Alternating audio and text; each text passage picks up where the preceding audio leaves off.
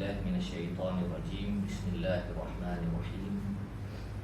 الحمد لله رب العالمين، والصلاة والسلام على أشرف الأنبياء والمرسلين وعلى آله وصحبه أجمعين. رب اشرح لي صدري ويسر لي أمري واحلل عقدة من لساني يفقهوا قولي. سبحانك لا علم لنا إلا ما علمتنا إنك أنت العليم الحكيم. ولا حول ولا قوة إلا بالله العلي العظيم. قال الله سبحانه وتعالى: ولقد بعثنا في كل أمة رسولا أن اعبدوا الله واجتنبوا الطاغوت. Allah Subhanahu wa taala berfirman, dan sesungguhnya kami telah putuskan bagi setiap umat itu rasul, masing-masing membawa seruan, abdikanlah diri kepada Allah dan jauhkanlah diri dari taghut. Sadaqallahul azim. Alhamdulillah, pada tengah hari ini kita dapat bertemu dan kita sambung perbahasan tadabbur surah Al-Kahfi yang kali ini kita dah masuk bahagian akhir surah Al-Kahfi, yang mana bahagian akhir ini termaktub di dalam hadis Nabi SAW sebagai bahagian yang membentengi diri kita daripada ancaman Dajjal. Sebab bila kita bahaskan berkenaan bahagian-bahagian surah Al-Kahfi, ada sekurang-kurangnya ada 3 hadis. Ada 3 hadis yang sahih, yang menjelaskan bahagian-bahagian yang membentengi diri kita daripada Dajjal. Ada hadis yang mengatakan 3 ayat awal, 3 ayat awal. Ada hadis yang mengatakan 10 ayat awal surah Al-Kahfi. Dan ada juga hadis yang mengatakan 10 ayat akhir. Tak ada bunyi, 10 ayat akhir. Jadi 10 ayat akhir ni mula daripada ayat 100 hingga 110 lah.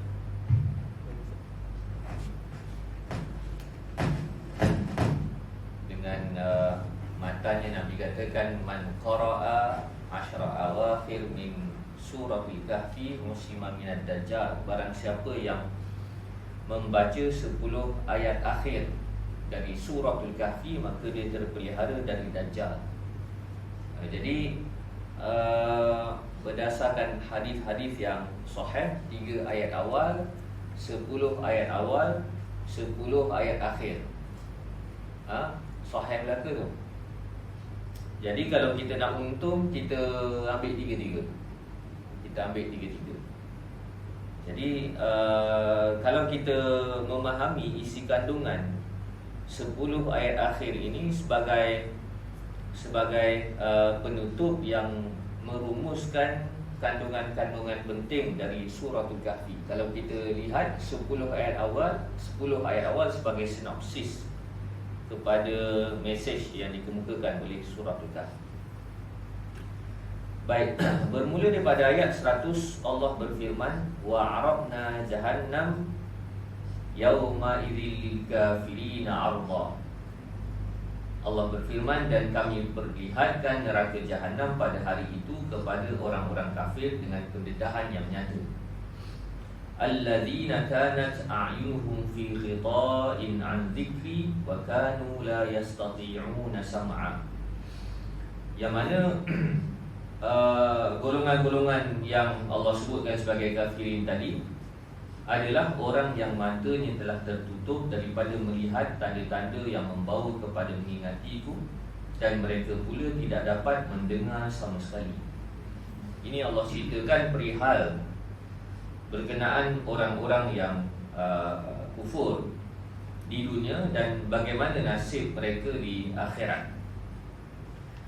Kalau kita lihat dalam tafsir Syekh Mutawalli Sya'rawi rahimahullahu ta'ala, disebutkan antara bentuk siksaan yang Allah peruntukkan kepada orang-orang kafir di akhirat adalah Allah terlebih dahulu mempamerkan neraka. Kerana melihat ledakan neraka itu pun sudah cukup menyeksakan. Menyeksakan dari sudut perasaan takut, seram.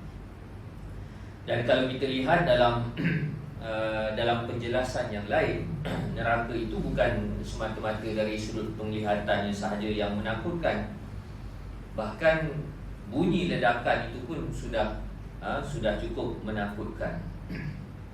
Jadi ini fasa-fasa siksaan yang Allah timpakan ke atas golongan kafir di akhirat.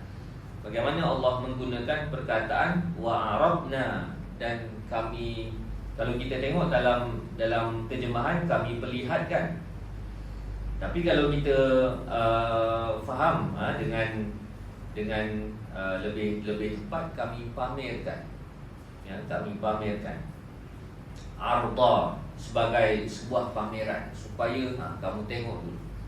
Kamu tengok dulu, kamu perhati dulu, kamu dengar dulu apa yang akan menimpa kamu selepas ini. Ini sebagai satu seksaan. Satu seksaan, padahal belum masuk neraka lagi. Tapi sebelum masuk neraka itu telah pun terseksa jiwanya. Dan Allah menyebutkan tabiat golongan yang kufur di dunia adalah mereka yang kufur terhadap nikmat yang Allah sebutkan di sini, nikmat panca indera, penglihatan dan pendengaran.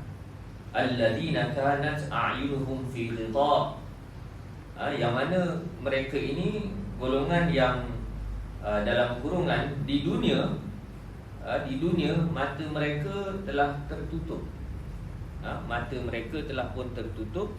La yastati'una sam'a, dan mereka tidak mampu mendengar, bermaksud mendengar peringatan, mendengar penjelasan.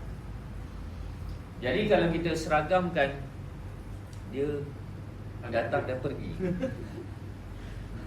Tak apalah, dengar je kan. Kalau kita seragamkan dalam ayat-ayat Al-Quran yang lain, memang Allah mengingatkan bahana golongan yang bahana terhadap sikap tidak menggunakan panca indera dengan baik, menyebabkan manusia akan berlaku kufur kepada Allah.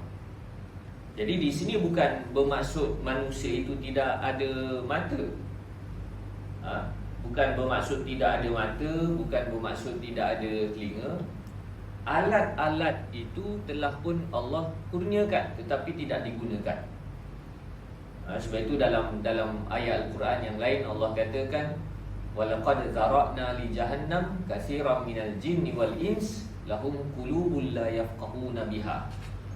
Dan Allah katakan, kami jadikan bagi neraka Jahannam itu bahan bakarnya dari jin dan manusia, yang mana ciri penghuni neraka itu adalah mereka ada hati, tetapi mereka tidak faham. Mereka tidak mampu memproses pengajaran, memproses pengalaman, memproses penglihatan. Kalau kita lihat, kalau kita fikirkan antara penglihatan orang beriman dan penglihatan orang yang kufur, sama sahaja. Yang mereka lihat itu benda yang sama. Kalau kita fikirkan apa yang didengari oleh orang beriman dan apa yang didengari oleh orang yang kufur, apa yang mereka dengar sama sahaja. Sama sahaja. Dengar peringatan sama je, tetapi yang jadi masalahnya cara mereka memproses apa yang dicerap oleh panca indera. Ini masalah. Maka sebab itu Allah katakan mereka ada hati, kerana yang memproses apa yang dicerap itu adalah hati. Jadi masalahnya hati mereka la yafqahuna biha, mereka tidak faham dengan kefahaman yang benar. Kemudian Allah katakan mereka ada mata tetapi mereka tidak melihat. Mereka tidak melihat, mereka ada telinga tetapi mereka tidak mendengar. Bukan maksudnya mereka pekak dan buta, tapi penglihatan dan pendengaran mereka tidak diproses dengan baik, menyebabkan kalau mereka mendengar peringatan itu dianggap sebagai pengganggu, pengacau kehidupan, lantas mereka ingkar.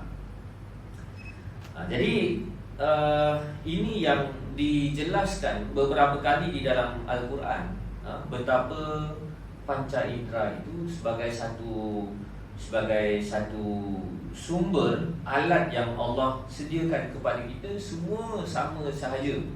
Tinggal lagi kita nak memfungsikannya bagaimana. Dan bukan sekadar itu, dalam Al-Quran Allah menyebutkan berkenaan akal. Dan kalau kita perhatikan dalam Al-Quran, kalimah akal itu tidak didatangkan dengan kalimah akal begitu sahaja, melainkan Allah kemukakan akal itu dalam bentuk kata kerja. Yaqilun, mereka mengakali, kan?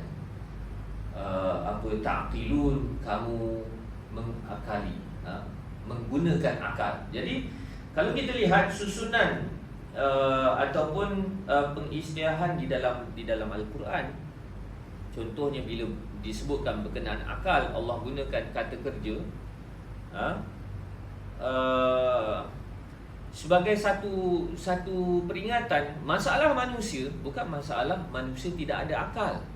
Manusia ada akal, tetapi manusia tidak memfungsikan akalnya dengan baik, kan?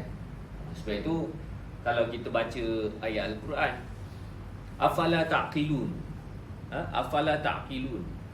Jadi selalunya orang terjemahkan apakah kamu tidak berakal.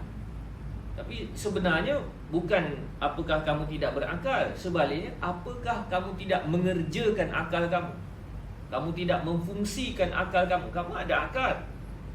Kerana kalau kamu memfungsikan akal kamu dengan baik, kamu akan jadi hamba yang baik, kamu akan jadi orang yang baik.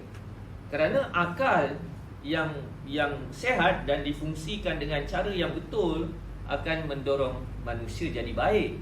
Sebagaimana malaikat hanya diberikan elemen akal semata-mata, hasilnya malaikat tidak berlaku engkar kepada Allah Subhanahu Wa Taala. Jadi Allah menjelaskan golongan yang kufur ini, mata mereka ada penutup. Allazina kanat a'yunuhum fi ghita', mereka ada penutup. Jadi penutup ini penutup yang jenis bagaimana? Kalau kita ringkaskan dalam kehidupan dunia, yang menyebabkan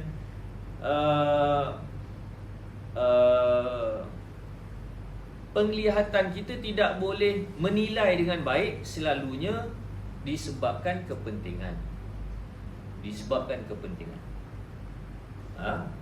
Jadi fi ghita', ada penghalang, ada penutup yang selalu menutup manusia daripada melihat kebenaran adalah kepentingan. Sebab tu kalau kita tengok dalam sejarah Maharaja Rom Timur, Heraklius, bukan Hercules, Heraklius. Heraklius ni kalau kita baca dalam hadis yang diriwayatkan oleh Bukhari, bagaimana dia telah menyedari Muhammad itu adalah nabi yang benar yang telah dipesan oleh Nabi Isa dulu.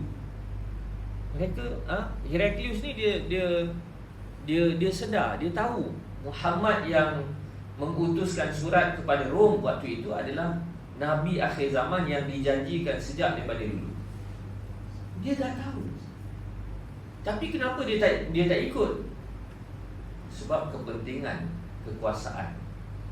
Ya, kepentingan kekuasaan. Bila dia menunjukkan kecenderungan nak ikut Nabi, maka waktu itu birokrat Rom mengugut Heraklius, kalau kamu ikut Muhammad, kami akan tarik sokongan. Menyebabkan Heraklius tak jadi masuk Islam, kafir, mati kafir. Padahal Heraklius dalam dialognya dengan Abu Sufyan, waktu itu Abu Sufyan masih lagi kafir, Heraklius tanya soalan demi soalan yang menggambarkan dia sangat pasti Nabi ni Nabi betul. Sehingga akhir sekali dia kemukakan kesimpulan bahawasanya Muhammad ini akan menguasai bumi yang kamu pijak sekarang. Dia sendiri yang cakap pada Abu Sufyan, tapi dia tak nak terima. Maka disebabkan itu jawapan soalan, antara soalan yang menarik ditanya oleh Heraklius kepada Abu Sufyan, siapakah pengikut-pengikut Muhammad? Maka Abu Sufyan kata pengikut Muhammad di kalangan du'afa, di kalangan orang-orang yang lemah. Heraklius sendiri jawab, hum atba'ur rusul. Itulah karakter pengikut para rasul sejak daripada dulu. Jadi kenapa pengikut para nabi dan rasul di fasa awal mereka selalunya di kalangan orang-orang yang lemah, orang-orang yang tidak ada kedudukan? Sebab apa? Sebab orang yang tidak ada kedudukan, dia tak banyak kepentingan. Bila dia tak banyak kepentingan, dia mudah untuk mengikuti kebenaran. Jadi sebab itu makin kita banyak kepentingan yang perlu dijaga, makin susah untuk kita bersikap benar. Makin susah. Sebab itu dari satu sudut syukur kita tidak diuji dengan macam-macam jenis kepentingan hidup. Baik. Jadi daripada kejulasan mereka terhadap nikmat pendengaran dan penglihatan itu, maka menyebabkan mereka tidak faham peringatan-peringatan daripada Allah SWT. Jadi ayat ini juga menjelaskan kepada kita bahawasanya umat Islamlah yang sepatutnya menjadi umat yang paling luas penglihatannya, yang paling luas pendengaran. Sebab penglihatan dan pendengaran merupakan penyampai kepada mesej-mesej daripada Allah SWT. Baik.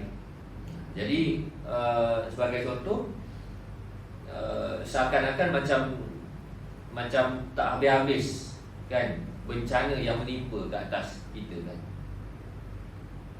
Kalau kita mahu bersikap dengan sikap iman, kita terus akan memuhasabah diri. Kenapa tak habis-habis Allah timpakan musibah demi musibah? Banjir lah, lepas tu panas lah, macam-macam kan. Kenapa tak habis-habis?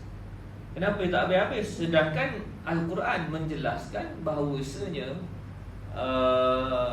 fenomena-fenomena seumpama itu merupakan peringatan daripada Allah. Tetapi kalau kita lihat hari ini ramai yang bersikap denial dengan mengatakan ini hanya bencana alam, tidak ada kaitan dengan peringatan. Sebab apa susah kita nak mengaku itu? Sebab kalau kita kata ini peringatan daripada Allah, maka kita perlu bersedia mengaku kita berdosa. Sedangkan nak mengaku kita ni berdosa bukan senang. Bukan senang. Baik. Berapa dah sekarang? Jam tu tak betul? 28. Kemudian Allah katakan, afahasibal ladzina kafaru an yattakhidhu ibadi min duni awliya inna a'tadna jahannama lil kafirina nuzula. Kemudian Allah katakan, maka adakah orang-orang kafir itu menyangka bahawa apabila mereka mengambil hamba-hambaku sebagai penolong selain daripadaku, ianya dapat menolong mereka, sesungguhnya kami telah sediakan neraka Jahanam sebagai tempat tinggal bagi orang-orang yang kafir. Baik, jadi ayat 102 ini Allah mendedahkan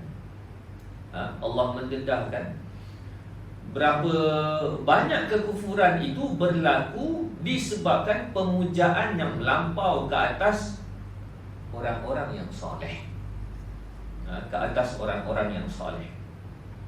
Dan ayat ini juga sekaligus mengingatkan kepada kita berkenaan antara punca kekufuran golongan Yahudi dan golongan Kristian. Jadi Suratul Kahfi ini sebenarnya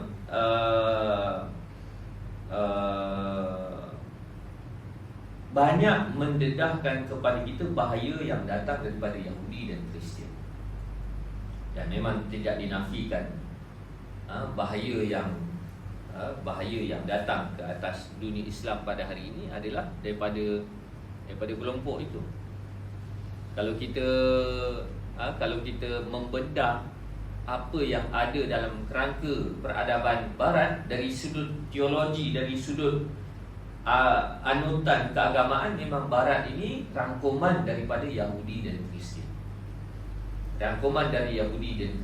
Dari sudut ideologi pemikiran, mereka banyak ambil dari Greek, Yunani. Dari sudut konsep kenegaraan, mereka ambil dari Rom. Jadi kalau kita nak kenal Barat hari ini, dia banyak sudut. Dari sudut keagamaan memang Yahudi dan Kristian. Jadi timbul persoalan pula. Kristian di negara Barat, khususnya Amerika hari ini, kenapa nak kait dengan Yahudi pula? Secara kesimpulannya, kebanyakan mereka yang terlibat dalam lobby politik di Amerika adalah Christian evangelis. Dan Christian evangelis ini Kristian yang seiringan anutannya dengan Zionis, dengan Yahudi. Baik. Jadi kita boleh lihat sejarah seumpama golongan Yahudi yang mempertuhankan Uzair. Kita boleh lihat sejarah seumpama Kristian yang mempertuhankan Nabi Isa. Ini kalau kita lihat dalam kita rujuk dalam tafsir Al-Baghawi, menjelaskan ayat ini sebagai peringatan berkenaan sesatnya golongan Yahudi yang mempertuhankan Uzair, dan kemudian Kristian yang mempertuhankan Nabi Isa alaihissalatu wassalam. Saya tak ingat kita dah cerita belum pasal Uzair, yang Allah dedahkan golongan Yahudi ini mempertuhankan Uzair. Sebab apa? Sebab sejarah Yahudi ini ketika itu dalam kalangan Bani Israel, mereka disuruh untuk berpegang dengan Taurat. Ini sejarah ketika mereka masih lagi Islam tetapi diambang kekufuran. Jadi selepas berlaku banyak peristiwa, Allah timpakan ke atas mereka penjajahan Nebukadnezar, Bakhtanasar. Maka apa yang dilakukan oleh Nebukadnezar ke atas kelompok Bani Israel waktu itu adalah dengan menghapuskan Taurat. Apabila Tauratnya telah terhapus, maka mereka tercari-cari mana pergi Taurat, sebab mereka tak hafal Taurat. Inilah hikmah kita selaku umat Muhammad hafal Quran. Sebab kalau nak dihapuskan Quran, satu dunia pun takkan terhapus, sebab Quran ada dalam dada umat. Kan? Cikai-cikai kita pun juzuk amma ingat sikit-sikit, betul tak? Betul tak? Tak boleh nak tipu. Jadi bila Taurat dah hilang, mereka cari-cari Taurat.